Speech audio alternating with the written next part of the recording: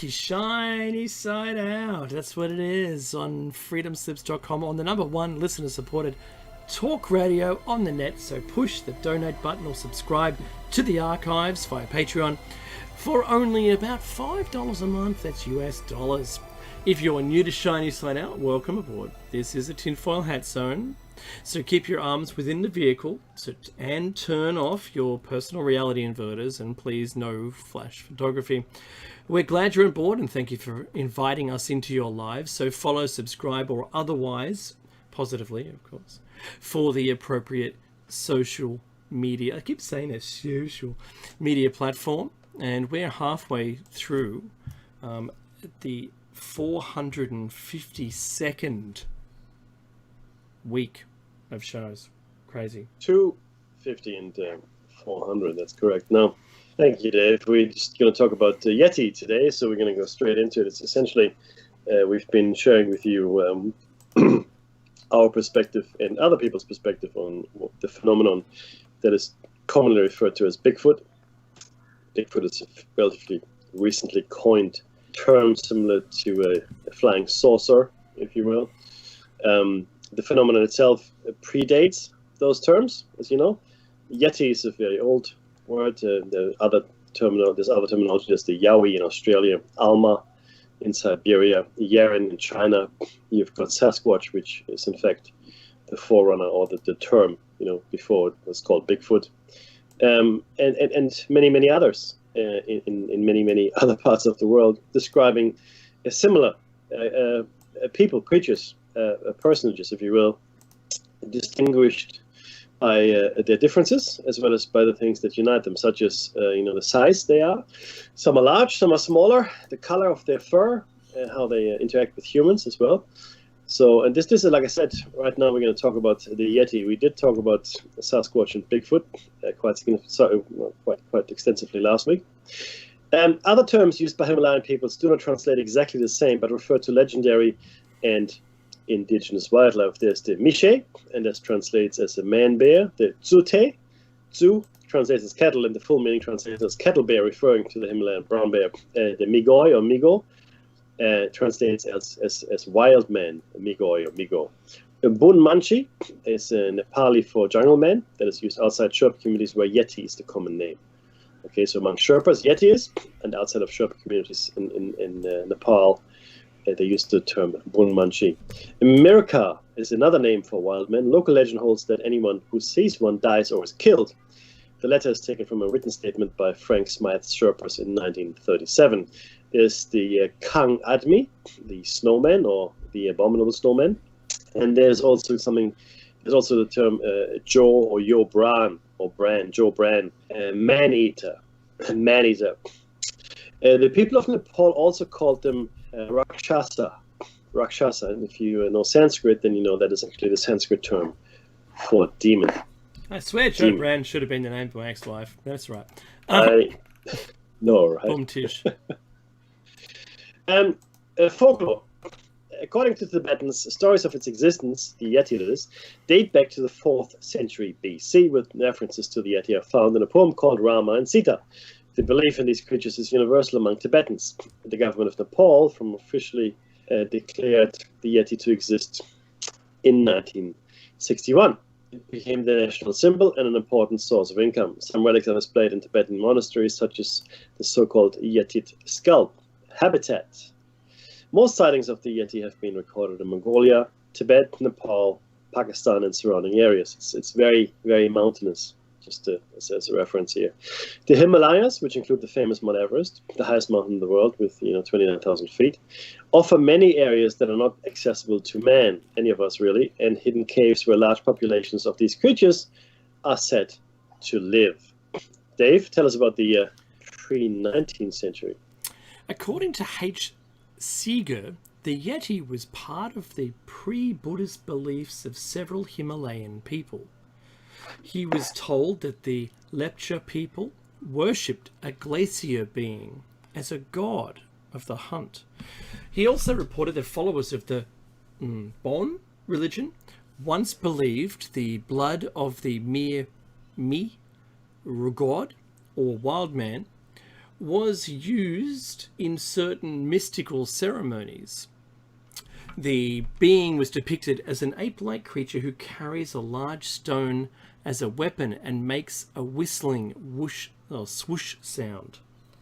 In the 19th century, that was the pre-19th century, in the 19th century, in 1832, James Prinsep's Journal of the Ascetic Society of Bengal published Trekker B.H. Hodgson's, there you go, Hodgson's account of his experiences in northern Nepal. His local guides spotted a tall, bipedal creature covered with long dark hair, which seemed to flee in fear. Hodgson concluded it was an orangutan. An early record of reported footprints appeared in 1899 in Lawrence Waddell's Among the Himalayas. Waddell reported his guide's description of a large ape-like creature that left prints, which Waddell thought were made by a bear. Waddell heard stories of bipedal ape-like creatures, but wrote that none, however, of the many Tibetans I have interrogated on this subject could ever give me an authentic case. On the most superficial investigation, it always resolved into something that somebody heard tell of. The 20th century. Yeah, cool. The frequency of reports increased during the early 20th century when Westerners began making determined attempts to scale the many mountains in the area and occasionally reported seeing odd creatures or strange tracks. In 1925, N.A. Tombazi, a photographer and member of the Royal Geographical Society, writes that he saw a creature at about 15,000 feet, which is, if you're not familiar, that's 4,600 meters, near Zemu Glacier. Tombazi later wrote that he observed the creature from about 200 to 300 yards, or 180 to 270 meters, for about a minute.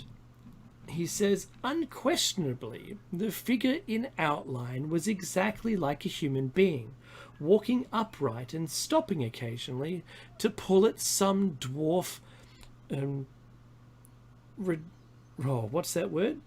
Rhododendron bushes. I didn't know they grew at that altitude. Oh, yeah. It showed up dark against the snow, as far as I could make out. Wore no clothes, that's a trick word, or about 2 hours later, Tombazi and his companions descended the mountain and saw the creature's prints, described as similar in shape to those of a man, but only 6 to 7 inches long by 4 inches wide. The prints were undoubtedly those of a biped. While attempting to scale Mount Everest in 1951, Eric Shipton took photographs of a number of large prints in the snow at about 6,000 meters or 20,000 feet above sea level. These photographs have been subject to intense scrutiny and debate. Some argue they are the best evidence of Yeti's existence, while others contend the prints are of those of a mundane creature that have been distorted by the melting snow. They don't claim to know what the creature was. Peter Byrne reported finding a Yeti footprint in 1948 in northern Sikkim, India, near Zemu Glacier. Once again, we're back there. While on holiday from a Royal Air Force assignment in India. In 1953, Sir Edmund Hillary and Tenzing Norgay reported seeing large footprints while scaling Mount Everest. Hillary, not Clinton, but Edmund Hillary, would later discount Yeti reports as unreliable. In his first autobiography, Tenzing said that he believed the Yeti was a large ape, and although he had never seen it himself. His father had seen one twice. But in his second autobiography, he said he had become much more skeptical about its existence. Mekki. During the Daily Mail snowman expedition of 1954, the mountaineering leader John Angelo Jackson made the first trek from Everest to Kanchenjunga, in the course of which he photographed symbolic paintings of the Yeti at Tengboche Gompa. Jackson tracked and photographed many footprints in the snow, most of which were identifiable. However, there were many large footprints which could not be identified. These flattened, footprint-like indentations were attributed to erosion and subsequent widening of the original footprint by wind and particles. It's interesting that all the ones that could be identified clearly hadn't eroded, Dave, and hadn't widened or in any which way melted. Only the ones we don't know. Those are clearly, sure. They've changed. On March 19, 1954, the Daily Mail printed an article which described expedition teams obtaining hair specimens from what was alleged to be a Yeti scalp found in the Pangbok Monastery. The hairs were black to dark brown in color in dim light and fox red in sunlight. The hair was analyzed by Professor Frederick Wool-Jones, an expert in human and comparative anatomy. During the study, the hairs were bleached, cut into sections, and analyzed microscopically. The research consisted of taking micro photographs of the hairs and comparing them with hairs from known animals such as bears and orangutans. Jones concluded that the hairs were not actually from a scalp. He contended that while some animals do have a ridge of hair extending from the pate to the back, no animals have a ridge, as in the Pangbok scalp, running from the base of the forehead across the pate and ending at the nape of the neck. Jones, however, was unable to pinpoint exactly the animal from which the Pangbok hairs were taken. He was, however, convinced that the hairs were not of a bear or anthropoid ape. He suggested that the hairs were from the shoulder of a coarse-haired, hoofed animal. Beginning in 1957, wealthy American alderman Tom Slick funded a few missions to investigate Yeti reports. In 1959, supposed Yeti feces were collected by one of Slick's expeditions. Fecal analysis found a parasite which could not be classified. Cryptozoologist Bernard Heuvelmans wrote, "Since each animal has its own parasites, this indicated that the host animal is equally an unknown animal." The United States government thought that finding the Yeti was likely enough to create 3 rules for American expeditions searching for it, similar to what they've done with alien spacecraft and UFOs. Dave, we've got rules of engagement there. Now, these rules are as following: obtain a Nepalese permit, do not harm the Yeti except in self-defense, and let the Nepalese government approve any news reporting on the animal's discovery. In 1970, British mountaineer, I do like though that the second one is they shouldn't harm the Yeti. That's great. In 1970, British mountaineer Don Willens claimed to have witnessed a creature when scaling Annapurna, which is another massive mountain, of course. According to Willens, while scouting for a campsite, he heard some odd cries which his Sherpa guide attributed to a Yeti's call. That night, he saw a dark shape moving near his camp. The next day, he observed a few human-like footprints in the snow. And that evening, viewed with binoculars, a bipedal ape-like creature for 20 minutes, as it apparently searched for food not far from his camp. 20 minutes. I know, right? You can identify something in 20 minutes. Well, yeah, I mean, he said it's a bipedal ape-like creature. He didn't say it was a bear or a mountain goat, right? It's clearly not. But yeah, it's interesting. In 1983, Himalayan conservationist Daniel C. Taylor and Himalayan natural historian Robert J. Fleming Jr. led a Yeti expedition into Nepal's Barun Valley, suggested by discovery in the Barun in 1972 of footprints alleged to be Yeti by Cronin and McNeely. So they were essentially following up an earlier expedition. The Taylor-Fleming expedition also discovered similar Yeti-like footprints, hominoid appearing, with both a hallux and bipedal gait. Intriguing large nests in trees, and I don't know if you noticed, but the orangutans as well as gorillas actually do build nests for themselves. And vivid reports from local villagers and of 2 bears: Ruk Balu, tree bear, small, reclusive, weighing about 150 pounds, and Bu Balu, ground bear, aggressive, weighing up to 400 pounds. Dave? The 21st century In 2000, pardon me. In 2004, Henry Gee, editor of the journal Nature, mentioned the Yeti as an example of a legend deserving further study, writing, "The discovery that Homo florensis survived until so very recently in geologic terms makes it more likely that stories of mythical human-like creatures such as Yetis are founded on grains of truth. Now, cryptozoology, the study of such fabulous creatures, can come in from the cold. The Yeti is said to have been spotted in the remote Mai Charam area of the Luang Prabang range between the Thai highlands and the Sayanyabuli province in Laos. In early December 2007, American television presenter Joshua Gates and his team of Destination Truth reported finding a series of footprints in the Everest region of Nepal resembling descriptions of the Yeti. Each of the footprints measured 33 centimeters or 13 inches in length, with 5 toes that measured a total of 25 centimeters or 9.8 inches across. Casts were made of the prints for further research. The footprints were examined by Jeffrey Meldrum of Idaho State University, who believed them to be morphologically accurate, to be fake or man-made, before changing his mind after making further investigations. Later in 2009, Gates made another investigation during which he discovered hair samples. A forensic analysis concluded that the hair contained an unknown DNA sequence.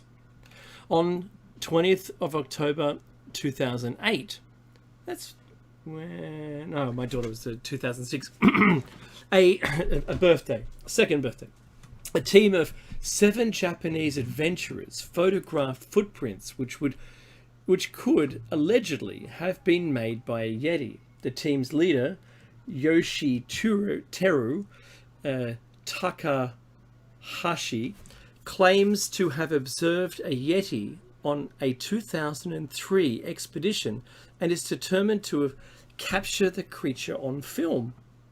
A group of Chinese scientists and explorers in 2010 proposed to renew searches in, what's that name, Mackie? I'm just terrible at that. The Japanese, I can read Japanese when it's written. That's extraordinary. A Yeti was reportedly captured in Russia in December of 2011. Didn't hear that in the news. A hunter reported having seen a bear-like creature trying to kill one of his sheep. But after he fired his gun, the creature ran into the forest on 2 legs. Border Patrol soldiers then captured a hairy, 2-legged female creature that ate meat and vegetation. The creature allegedly was more similar to a gorilla than a bear, but its arms were shorter than the legs, in contrast to a gorilla specifically. It was about 2 meters tall, or 6'7". This was later revealed as a hoax, or possibly a publicity stunt for charity. Meki. Well, that's interesting, isn't it? I find it interesting that there's so many pieces of evidence coming through, especially when you have Henry G. from the journal Nature talking about Homo florensis, as a way pointer toward the possibility of Yeti's existence. Because until recently, Homo florensis was with us as far as we know, at least 20,000 years ago. That's in geological terms. That's just nothing. That's like yesterday. So yeah, the plot thickens as it were. However, of course, there are possible explanations. Let's go with possible explanations here, because clearly the truth is that Yeti cannot exist. So we need other possible explanations. And it's the usual suspects: misidentification of Himalayan wildlife, and has been proposed as an explanation for some Yeti sightings, including the Chute, a langur monkey living at low altitudes, the Tibetan blue bear, the Himalayan brown bear, or Tsute, also known as the Himalayan red bear. brown bear. Some have also suggested the Yeti could actually be a human hermit with a significant follicle problem. A well-publicized expedition to Bhutan reported that a hair sample had been obtained, which by DNA analysis by Professor Brian Sykes could not be matched to any known animal. Let's say this again, it wasn't matched to any known animal. Analysis completed after the media release, however, clearly showed the samples were from a brown bear, Ursus arctos, and an Asiatic black bear, Ursus tibetanus. In 1986, South Tyrolean mountaineer Reinhold Messner, he was I think he was the first one to make it to up Mount Everest without oxygen, claimed to have a face-to-face encounter with the Yeti. He wrote a book, My Quest for the Yeti, and claims to have killed one. According to Messner, the Yeti is actually the endangered Himalayan brown bear, Ursus arctos isabelinus, which can walk both upright or on all fours. Some speculate these reported creatures could be present-day specimens of the extinct giant ape Gigantopithecus, which we discussed last week as well. However, the Yeti is generally described as bipedal, and most scientists believe Gigantopithecus to have been quadrupedal, so on all fours, and so massive that, in fact, unless it evolved specifically as a bipedal ape, like Oropithecus and the hominids, walking upright would have been even more difficult for the now extinct primate than it is for its extant or existing quadrupedal relative, the orangutan. Now, we have seen very large human beings, right? And we know that there are certain limitations, it seems, that are put on height and weight, etc.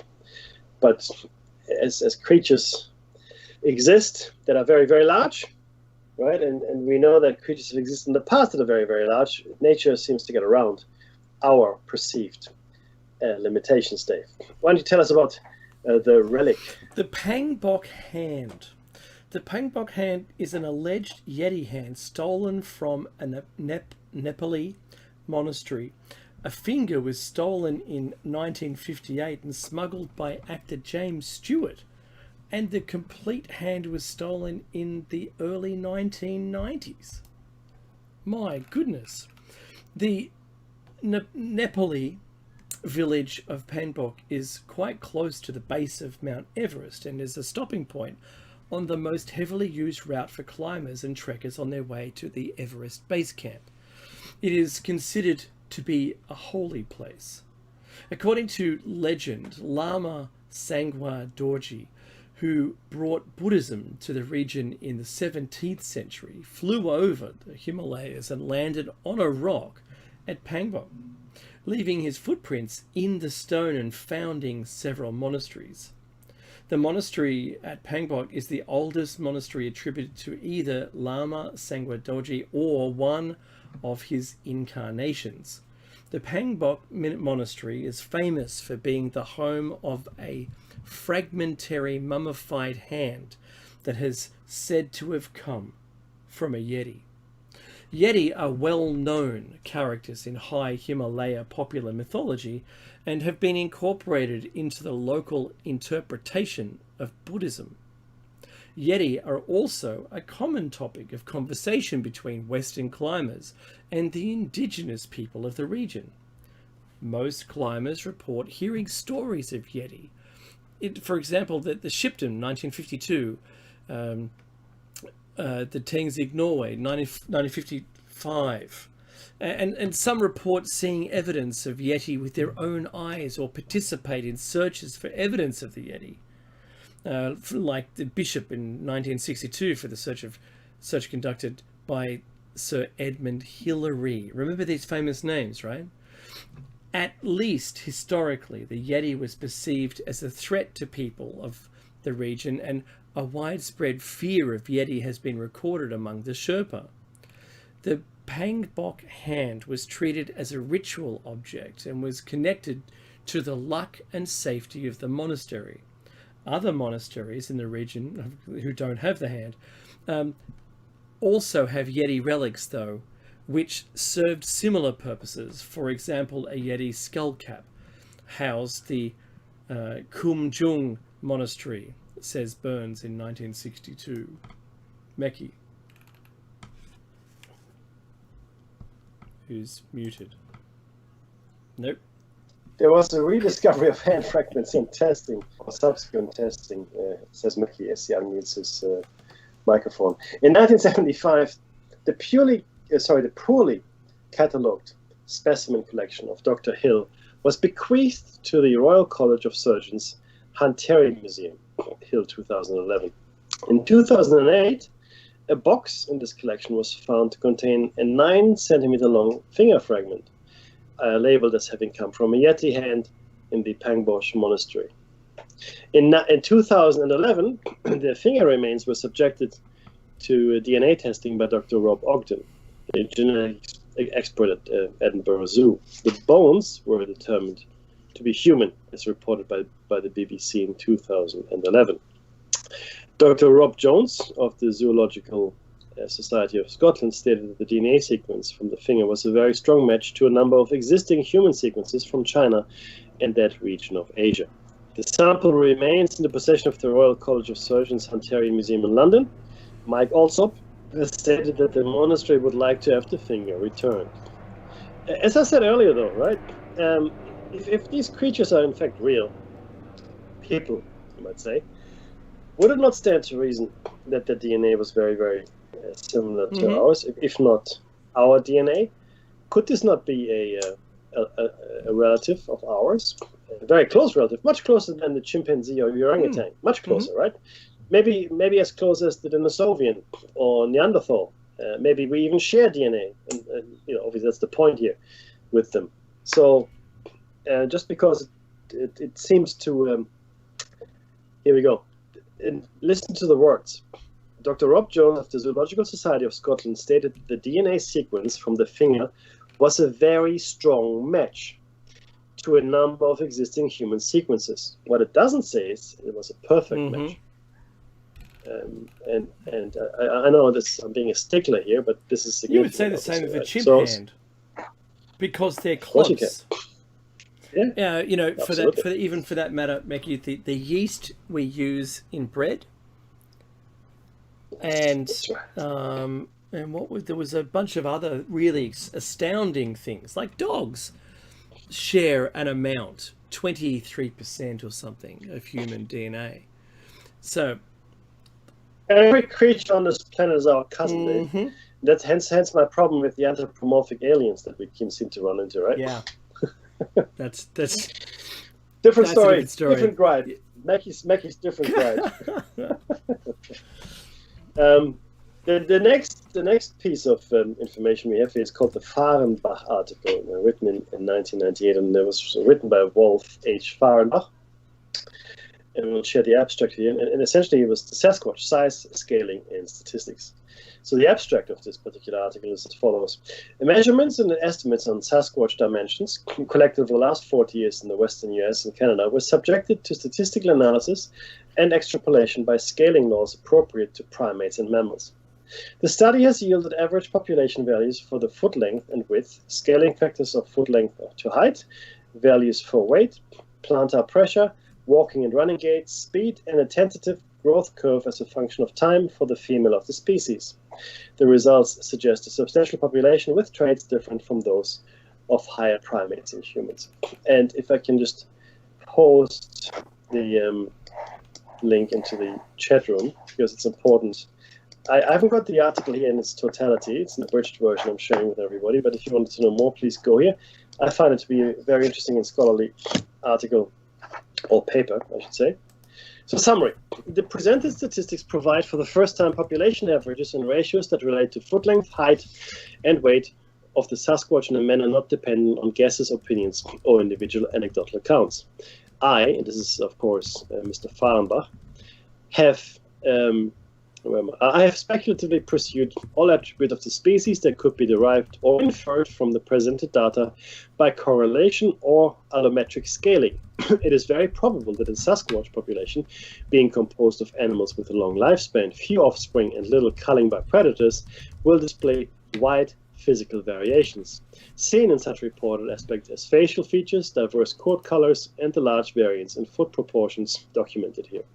The data furthermore are indicative of a sizable population of a species that has adapted in a variety of ways, except development of intellect, he says. to the demands of surviving in the mountainous environments of the North American continent. Acknowledgements. I'm above all heavily indebted to John Green, who gave generously of his time and cheerfully accommodated my many requests to extract data out of his computerized database. The staff of the North American Science Institute, Hood River, Oregon, gave me free access to the collected sighting reports. I'm appreciative of the constructive comments provided by John Green, John Bindernagel, Theodore Grant, Grover Kranz, Jeffrey Meldrum, John Senna, and several others who elected to remain anonymous. Now, if you have not come across this particular article, I urge you to go and have a look at it, because he's actually using all manner of collated data to come up with some intelligent estimates of Sasquatch and I guess populations as well. And it's a fair point he makes. Everybody talks about breeding populations, right, Dave? So if you look at a predator, a predator has usually a very low breeding population, right? Herd animals have massive breeding populations. Human beings are the complete outliers because we are predators and we've got massive breeding populations, right? So we as a species make no sense at all. But if you get lions, tigers, even especially tigers, because they're really solitary creatures, right? And lions, they live in a pride, but most large predators, they are solitary. Few hunt in packs, but they don't form very large herds. There are no predator herds anywhere. Right. So I think it's a fair point that's being made here that this seems to be long-lived species and clearly quite solitary. Right. It would seem as well. So everybody says, oh well, these must be large populations. Well, not really. I don't think they have to be large populations.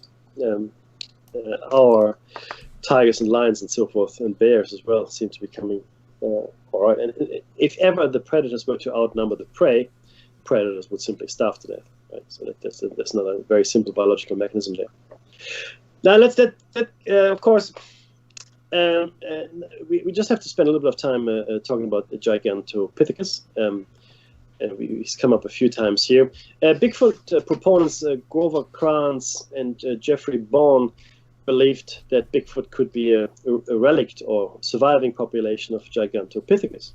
Bourne contends that as most Gigantopithecus fossils are found in China, and as many species of animals migrate across the Bering Land Bridge, it is not unreasonable to assume that Gigantopithecus might have as well.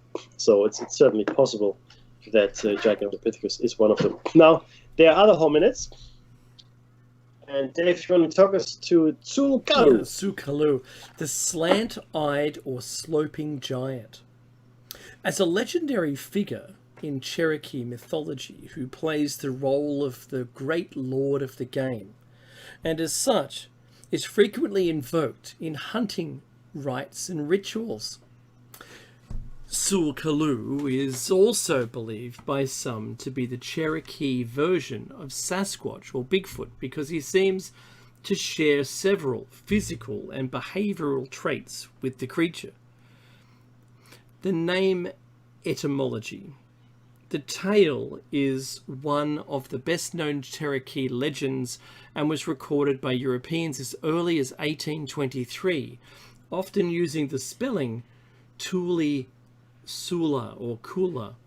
The name Tsukalu means literally he has them slanting or sloping, being understood to refer to his eyes, although the word ecta, plural, dicta, is not part of it.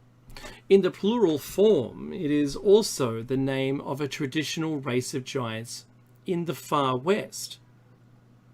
In local nomenclature, he is said to dwell in a place called, I'll make you go on, Sunigunni. Sorry, this is called Tsunegunni.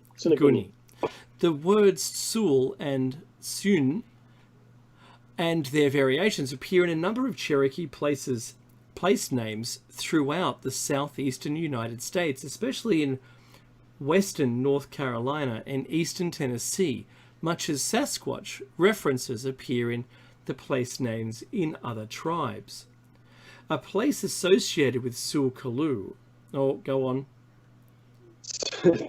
Sula Sinoni. I just want people to hear the right pronunciation the first time. Literally, where the footprint is. It's located in the Tuckasegee River, about a mile above Deep Creek in Swain County, North Carolina.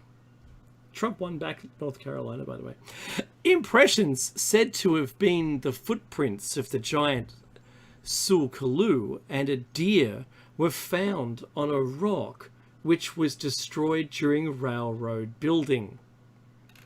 That rings familiar. Yeah. Yeah, it's like that cave they found when they were making a freeway. Yeah, they just boarded it up. That's it. No, nothing to see here. Move along. Or recently a unnamed or a resource company that shall rename unnamed destroyed an Aboriginal cave 10, 20,000 years old. Right? So that never happened. Which brings us to the Mughal Monster. The Mughal Monster is a legendary creature that has been discussed in accounts from central and eastern Arizona along the Mughal Rim. It is most often described as a Bigfoot or ape-like creature, but descriptions vary. Reports of footprints, video, and hair samples have been documented by cryptid enthusiasts, but no conclusive evidence has been found to date. Mainstream biologists remain skeptical to the existence of such a creature. And I just need to say something about this general stance of skepticism. Skepticism is the easiest way out, right? Because you can say, oh, look, I'm not sure if it exists, but I'm doubtful. Whereas, so no evidence ever is forthcoming. You're correct, because you'd be skeptical. Okay, he's an expert. Look at him. He never really believed in it anyway. But then, if someday something were to be found, they'd say, "Oh, look, I was skeptical, but now clearly there's something there." But just because I was skeptical doesn't mean I completely dismissed it. So skeptical doesn't mean you don't think it's possible, right? It's not an outright denial. Right. You're just hedging your bets. That's what you're doing here, right? Fence sitter. Yeah, and the problem, of course, is that in science, people that have erred on the side of caution have always been wrong, right? By categorically denying something, that's why people don't do it anymore. They were always found to be completely wrong in the end of it. Now, the description of this particular Mughal Monster. The Mughal Monster is reported to be a bipedal humanoid over 7 feet tall, with inhuman strength and large eyes that some claim to be wild and red. Its body is said to be covered with long black or reddish brown hair, with the exclusion of the chest, face, hands, and feet. Reports claim it has a strong and pungent odor, described as that of a dead fish, a skunk with bad body odor, decaying peat moss, and the musk of a snapping turtle. That's quite fragrant. What's the behavior of this creature? Stories say the creature is nocturnal, omnivorous, very territorial, and sometimes very violent. It is generally reported to walk with wide, inhuman strides, leave behind footprints measuring 22 inches in length, mimic birds, coyotes, and other wildlife, emit whistle sounds, explore campsites after dark, build nests out of pine needles, twigs, and leaves, and hurl stones from locations that are hidden from view. The creature has also been said to decapitate deer and other wildlife prior to consumption. In numerous reports, it has also been said to emit a blood-curdling scream, described as sounding like a woman in great distress. Accounts of the creature regularly describe an eerie silence prior to the encounter, and appreciable stillness in the woods that commonly surrounds predatory animals. And look, I don't know how much time everybody, of course, has spent out in the wilderness, but if a predator approaches, all wildlife goes very, very quiet or flees. Right, Dave? Yeah, completely. And look, we have predatory birds here. I told you they've taken my chickens, and I just watched them flee, and they're completely hidden and silent. I know. The Yeren, and this is the literally meaning wild man, Pinyin, Varen, variously referred to as the Yeren, Yeren, Chinese wild man or man monkey, is a legendary creature said to be an as yet undiscovered hominid residing in the remote mountainous forested regions of West Hubei. Not anymore, coronavirus making. Description. Witnesses typically report the creatures to be covered in reddish coloured hair. Some white specimens have also been sighted. Their height is estimated to range from 6 to 8 feet, although some colossal examples allegedly in excess of 10 feet tall have been reported. Maybe male and female, there might be some gender there. Overall, it is smaller than the American Bigfoot. Like Bigfoot, the Yeren is peaceful and will generally quietly walk away when encountering people in the Zhejiang province. And again, so we've now heard of Bigfoot, Sasquatch, we heard of Yeti, we've heard of the Mughal Monster, we've heard of the Tsul'kalu, okay, at different places in the world. Okay, so in the United States, in North America, then we've gone across here into China or Asia. Right now, the next one, and the key thing here. So the point I'm trying to make is that this phenomenon is a global phenomenon, and every region, every part of the world has something like this, right?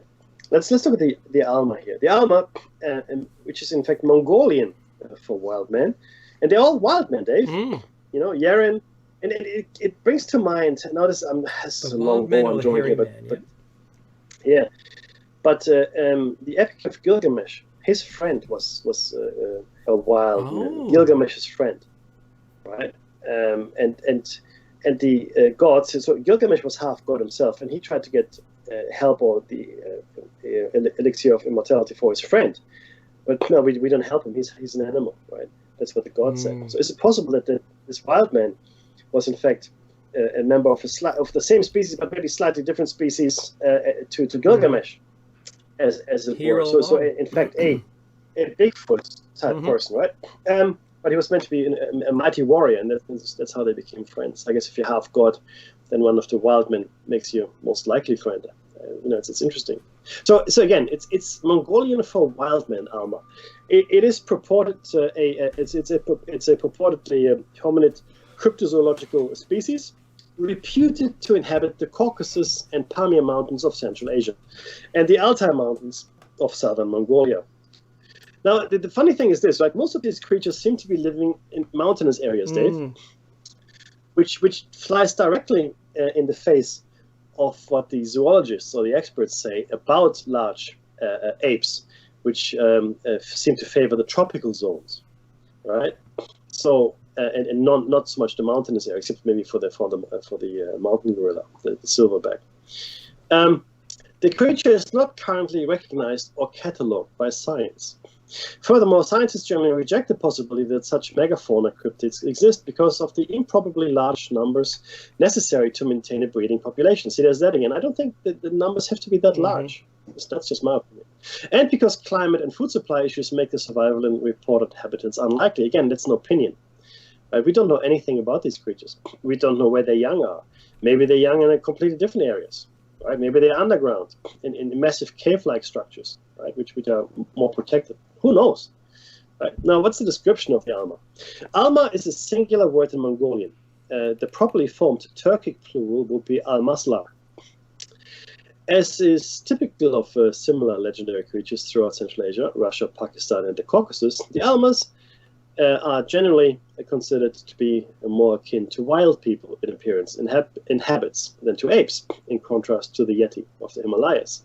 Almases are typically described as human-like bipedal animals, between 5 and 6.5 feet tall. Their bodies covered with reddish-brown hair, with anthropomorphic facial features, including a pronounced brow ridge, flat nose, and a weak chin. Many cryptozoologists believe there is a similarity between these descriptions and modern reconstructions of how Neanderthals might have appeared. And we know that Neanderthals are human beings, just like we are, because we could interbreed with them. Anyway, that's just my point of view, right? Now, what's the evidence, anyway? Speculation that the Almases may be something other than legendary creatures is based on purported eyewitness accounts, alleged footprint finds and interpretations of long-standing native traditions that have been anthropologically collected, right? So it's all more or less hypothetical at this point. Folktales. Almas appear in the legends of local people who tell stories of sightings and human and almas interactions dating back several hundred years. Drawings interpreted as almas also appear in a Tibetan medical book or medicinal book. British anthropologist Myra Shackley noted that the book contains thousands of illustrations of various classes of animals, reptiles, mammals, amphibia, etc., but not one single mythological animal, such as are known from similar medieval European books. All the creatures are living and observable today. So let me say this again. This book, has drawings of Alma in it. This is a Tibetan medical book, right? And no other mythological creatures, not a one.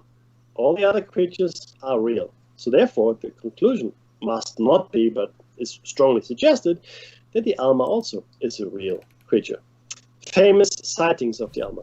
Sightings recorded in writing goes far back in the 15th century. In 1430, Hans Schildberger recorded his personal observation of these creatures in the journal of his trip to Mongolia as a prisoner of the Mongol Khan.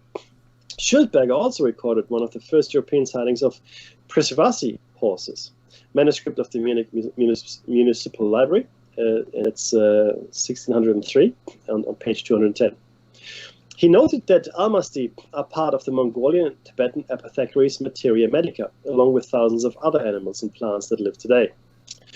British anthropologist Myra Shackley, in Still Living, describes Ivan Ivlov's 1963 observation of a family group of almas. Ivlov, a pediatrician, decided to interview some of the Mongolian children who were his patients and discovered that many of them had also said that they had seen almases, and that neither the Mongol children nor the young almas were afraid of each other. Ivlov's driver also claimed to have seen them. Alleged captive almas. A wild woman named Zana is said to have lived in the isolated mountain village of Tkina, 50 miles from Sukhumi in Abkhazia, in the Caucasus. Some have speculated she may have been an almas, but hard evidence is lacking. Captured in the mountains in 1850, she was at first violent toward her captors, but soon became domesticated and indeed was able to assist with simple household chores. Zana is said to have had sexual relations with a man of the village named Edgi Genaba and gave birth to a number of children of apparently normal human appearance. Several of these children, however, died in infancy. Some commentators have attributed these early deaths to Zana's genetic incompatibility as an almas with humans. The father, meanwhile, gave away 4 of the surviving children to local families. The 2 boys, Janda and Quid Genaba, born 1878 and 1884, and the 2 girls, Kojana and Gamasal Genaba, born 1880 and 1882, were assimilated into normal society, married, and had families of their own. Zana herself died in 1890. The skull of Quid, also spelled Quid, is still in existence and was examined by Dr. Grover Krantz in the early 1990s. He pronounced it to be entirely modern, with no Neanderthal features at all. If Krantz's verdict on the skull is correct, and the skull itself is indeed that of Zana's son, it would indicate that Zana may have been a member of an isolated hunter-gatherer tribe so culturally different from her captor's society as to make Zana seem non-human to them, even though she was indeed a modern human. Another account by Russian anthropologist M.A. Kolodieva described the skull as significantly different from the normal males from Abkhazia. The skull approaches closest the Neolithic Vovniki 2 skulls of the fossil series. So there's some discrepancy as to what's what you think, right? Yeah. Another case is said to date from around 1941, shortly after the German invasion of the USSR. A wild man was captured somewhere in the Caucasus by a detachment of the Red Army. He appeared human but was covered in fine dark hair. Interrogation reveals his apparent inability or unwillingness to speak, and the unfortunate creature is said to have been shot as a German spy. There are various versions of this legend in the cryptozoological literature, and as with other Alma reports, hard proof is absent. Dave, I think we should be able to get the Yowie. Yeah, awesome. Or at least some of it. Yeah. The Yowie is one of several names given to the mythical hominid reputed to live in the Australian wilderness. The creature has its roots in Aboriginal mythology. In parts of Queensland, they are known as the Quinkin, or as a type of Quinkin. As a Jugabina in parts of New South Wales, they are called Jirawara, Mingawin, Putakan, Guba or Gubba, Dulaga, Gulaga, and Thulaga. Other names include Yahoo, Yeroma, Nukuna, Wawi, not Wawe, but Wawi, Pankarlangu, Jimbra, and Jangara. As is the case with North American Sasquatch, many people discount the existence of the Yowie, considering it more likely to be a combination of misidentification, folklore, and hoax. Yowie-type creatures are common in Aboriginal Australian legends, particularly in the eastern Australian states. The Yowie's characteristics and legend are sometimes interchangeable with those of the Bunyip, which is a very similarly styled creature. Description. The Yowie was described as a cryptid similar to the Himalayan Yeti and the North American Sasquatch. The Yowie is usually said to be a hairy ape-like creature standing upright at between 2 meters or 6'11" and 3.6, which is meters 12 foot. The Yowie's feet are said to be much larger than a human's, and its nose is said to be wide and flat. Behaviourally, some report the Yowie can seem timid or shy. Others suspect that the Yowie is sometimes violent or aggressive. It depends on its situational awareness. Origins of the term. The original name Yowie to describe unidentified Australian hominids is unclear. Some 19th century writers suggest that it arose through Aboriginal legends. Robert Holden recounts several stories that support this from the 19th century, including this European account from 1842. The natives of Australia believe in the Yahoo, with this being they describe as resembling a man or nearly the same height, or of nearly the same height, with long white hair hanging down from the head over the features, the arms as extraordinarily long, furnished at the extremities with great talons, and the feet turned backwards so that on flying from a man the imprint of the foot appears as if the being had travelled in the opposite direction. Altogether, they describe it as a hideous monster of possibly unearthly character and ape-like appearance. Another story about the name, collected from an Aboriginal source, suggests that the creature is part of the Dreamtime.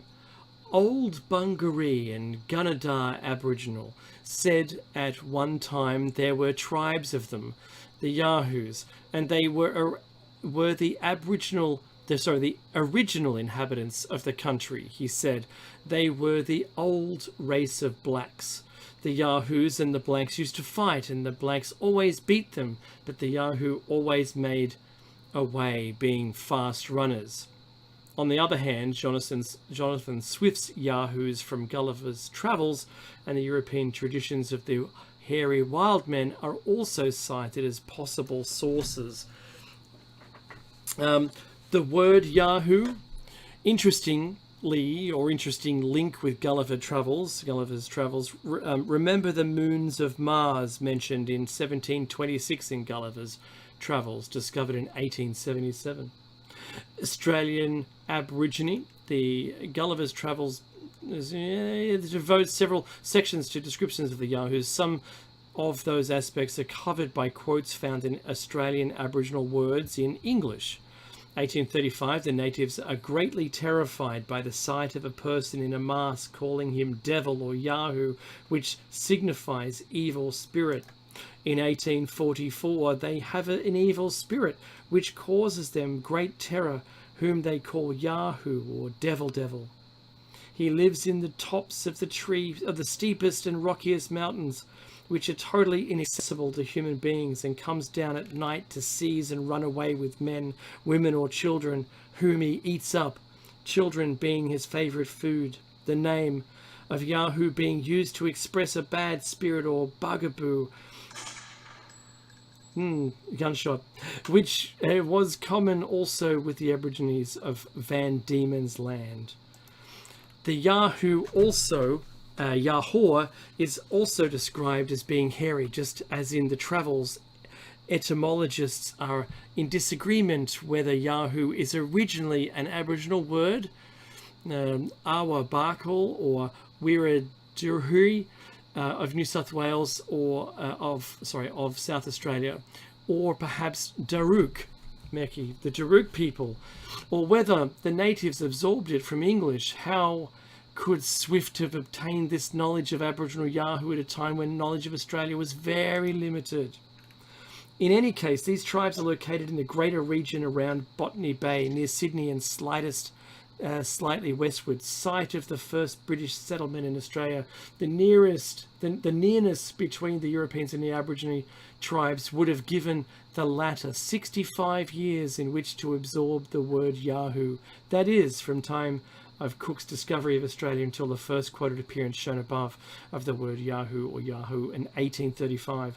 Having the word adopted by tribes or more removed Tasmanian Van Diemen's Land would have been a little more difficult. Why the Aborigines would care to apply this English word to their already long existing evil demon is confusing. Is there any other different word for the demon? And there's music. Indeed. Got it. Wow. Next week it's going to be more of the same. More. And stay tuned for Jabez. Awesome show coming up next. And we'll catch you next week for show number 453. See you then and take care and stay safe.